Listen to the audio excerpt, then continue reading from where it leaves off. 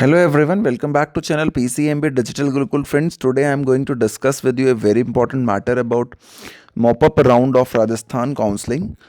Today Rajasthan government on its official website has released an order और उसमें बताया गया उस नोटिस और उस ऑर्डर में कि ऑथेंटिकेशन सीट और चेकलिस्ट दो चीज़ें मॉपअप राउंड में आपको क्या क्या फिल करनी है।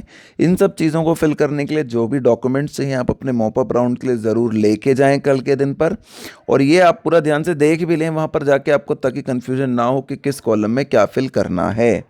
तो देखिए, सबसे पहले ऑथेंटिकेशन सीट जो है हमारे पास, उसमें कैंडिडेट को अपना नेम रखना है, एप्लीकेशन फॉर्म, आईडी जो स्टेट में जब आपने रजिस्टर किया होगा तो काउंसलिंग के लिए रजिस्टर करते तो आईडी मिलती है। कैटेगरी बच्चों आपकी क्या है वो लिखनी है, एससी है, एसटी है, एसटी ए है, OBC CL, OBC NCL, MBC CL, NCL non creamy या क्रीमी लेयर्स, ईडब्ल्यूएस है या नहीं है, डेट ऑफ बर्थ क्या है, 10th मार्कशीट के हिसाब से लिखिएगा, प्लीज़ ध्यान रखिएगा।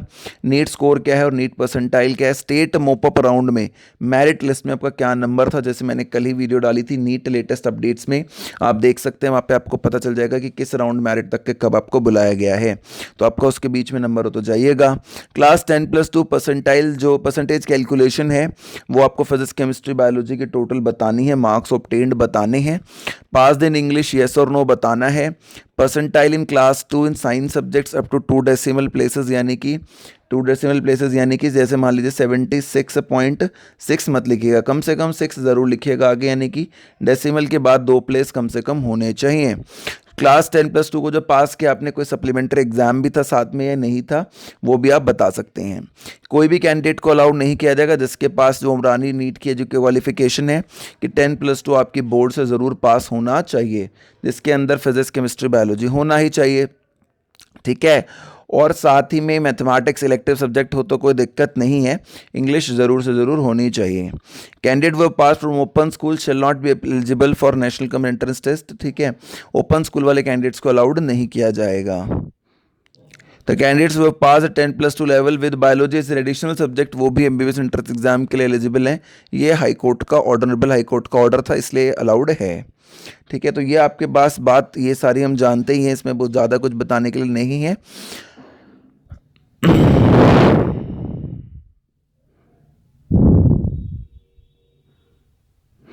बीडीएस कोर्स के अंदर आप देखेंगे तो 10+2 जो है उसके लिए senior secondary examination equal to 10+2 वो सेम कोर्स रहेगा जो बाकी के लिए एमबीबीएस के लिए था, बिल्कुल सेम यहाँ पर भी रहेगा। In respect to the ST SC candidate तो 40% मार्क्स पीसीएमबी में होने चाहिए, कम से कम पीसीबी में होने चाहिए। पीडब्ल्यूडी कैंडिडेट्स जो है मिनिमम 45% जनरल पीडब्ल्यूडी, और एसटी एसटी पीडब्ल्यूडी के लिए 40% का रहना चाहिए। और आपकी एज जो है 17 साल हो जानी चाहिए थी 31 दिसंबर तक। वो आपको यहाँ पे अपनी ईयर्स में, जैसे मान लीजिए कोई 17 ईयर्स का है तो 17 ईयर्स, और नवंबर में मान लीजिए उसका बर्थ पिछले साल सितंबर का हो तो जनवरी में 2 मंथ्स, और उसी के हिसाब से आगे डेज भी वो लिख सकता है। ये ध्यान रखिएगा फ्रेंड्स। आपको एप्लीकेशन फ़ीस जो पे करनी है INR 1200 करनी है, 2000 वो आप जानते हैं। INR 1200 कब करनी है, जब आपकी फैमिली की इनकम 2.5 लाख से कम हो, और अगर नहीं तो उसके बाद जो है आपको 2000 करनी है। इफ़ नो अगर नहीं है तो कैंडिडेट को INR 800 जो है पेबल करना है जयपुर पे। Fees INR 1200, college office to check the registration fee paid by the candidate of state domicile income certificate, तो इनकम सर्टिफिकेट कॉलेज को चेक करेगा, कॉलेज आपका इनकम सर्टिफिकेट ज़रूर चेक करेगा। बाकी एलिजिबिलिटी क्राइटेरियाज मैंने पिछली वीडियो में बता दिए थे, 11 को छोड़कर बाकी सब लोग को बुला ही गया था ज़्यादातर चीज़ों के लिए। 11 मतलब NRI category. College office to check the documents of select same eligibility criteria जो कैंडिडेट के एप्लीकेशन फॉर्म में होगा वो चेक करना है उसको, सारे का सारा चेकलिस्ट जो ऊपर दी गई है उसे कंप्लीट करेगा वो। जिस भी रिप्रेजेंटेटिव ने आपका चेक किया है वो यहाँ पर अपना डेट और सील लगाएगा, और साथ ही में कैंडिडेट के सिग्नेचर भी कराए जाएंगे विद द डेट। तो ये तो आपकी मेन प्रमुख बात हो गई ऑथेंटिकेशन सीट की, इससे ऑथेंटिसिटी हो जाएगी कि you are the candidate. Now let's talk about the checklist also, the last page, जिसमें आपको name of candidate, college and course allotted, application ID, fee, DD, transaction, bank, branch, सब कुछ, DD number वगैरह यहाँ लिखना है। और उसके अंदर चेकलिस्ट के अंदर ये जो शुरू के 2 कॉलम्स है फ्रेंड्स, ये कैंडिडेट को फिल करने हैं, और बाद वाले जो 2 कॉलम्स हैं चेक्ड एंड रिमार्क्स, ये एक ऑफिस भरेगा, ठीक है, कि डिमांड ड्राफ्ट था या नहीं था, येस और नो, कितने पेजेस थे ये बताओगे, अलॉटमेंट लेटर जो है वो था या नहीं था, नीट 2020 था या नहीं था, एप्लीकेशन फॉर्म आपने रखा है नहीं रखा, सर्टिफिकेट रखा है नहीं रखा, सभी मार्कशीट्स क्लास 11-12 की हैं या नहीं है, ट्रांसफ़र सर्टिफिकेट या माइग्रेशन सर्टिफिकेट है या नहीं है, करेक्टर सर्टिफिकेट है या नहीं है, ये आप येस नो लिखेंगे, फिर उसको ऑफिसर चेक करेगा और आपको बताएगा।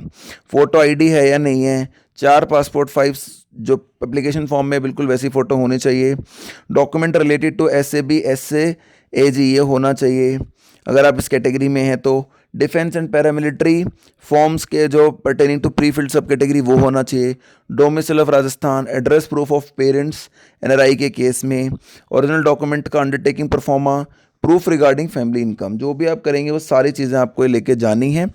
आपका सिग्नेचर होगा लास्ट में और नोडल ऑफिसर का भी सिग्नेचर होगा। चेक लिस्ट जो है इनक्लोज होनी चाहिए with the application form. After जहाँ पे एप्लीकेशन फॉर्म का पेज खत्म होता है उसके साथ में सारा स्टेपल कर कर एक फाइल में ज़रूर ले जाइएगा, जितने भी ऊपर 23 पॉइंट्स हैं जो भी आपके लिए एप्लीकेबल हों। कोई डाउट हो तो ज़रूर पूछिएगा friends. Have a good day, take care, thank you so much for watching the video.